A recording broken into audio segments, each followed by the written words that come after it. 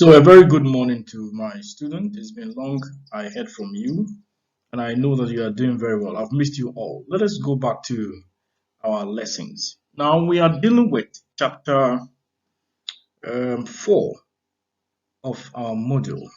We are dealing with the question of death penalty and Christian ethics.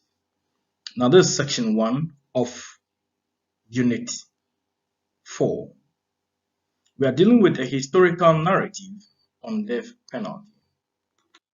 As usual, let's go through our lesson objectives. We are saying that by the end of the lesson, this lesson, students should be able to demonstrate knowledge by narrating a brief historical account on death penalty. Mention 5 crimes that merit death penalty. All right, so let's go through a narrative on death penalty. In fact, the phenomenon of death penalty is not a recent development. It has existed in the past, in ancient civilizations, including the Babylonian. Now, one of the kings whose code has hit historical analysis and appreciation is King Hammurabi.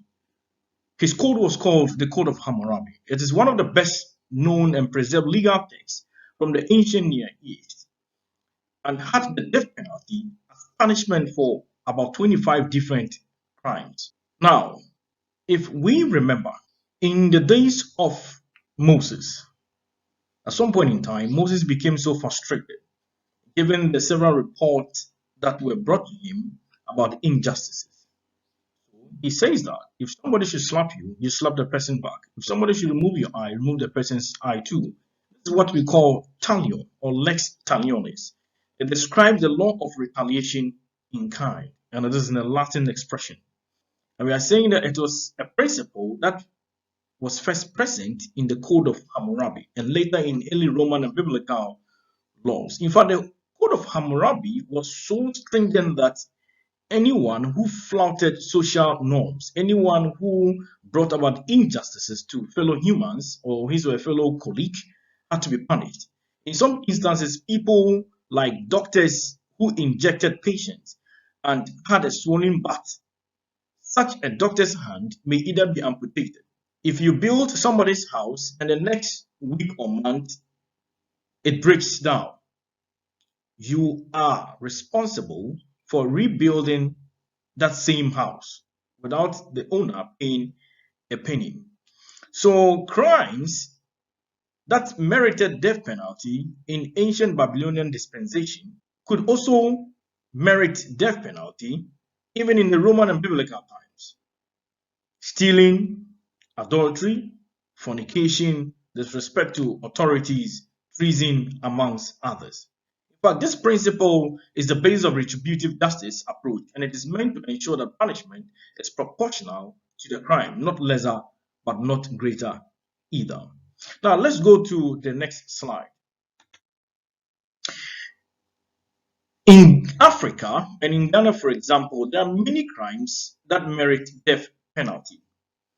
And we are saying that one of such crimes is terrorism, treason, drug trafficking, murder, mass murder, even genocide, and aggravated cases of rape, often including child sexual abuses.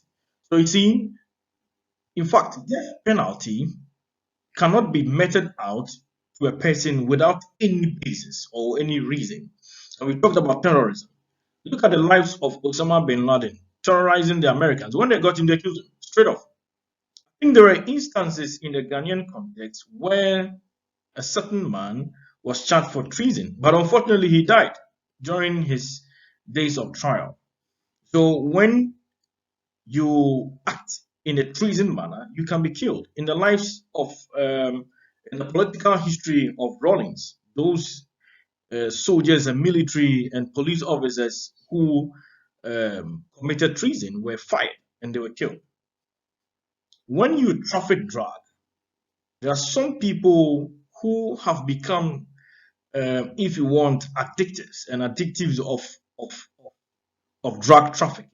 Such people in the US, in some other countries, and even in Arabia, when they get you, they'll crucify you, they'll kill you, and you will never forget about such punishment when you get to the afterworld.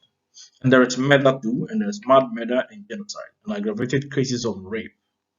These are some of the crimes that merit death penalty. Apparently, these are not all. When you go back to your module, I've outlined some of these crimes in your module. Then you can take a look at them.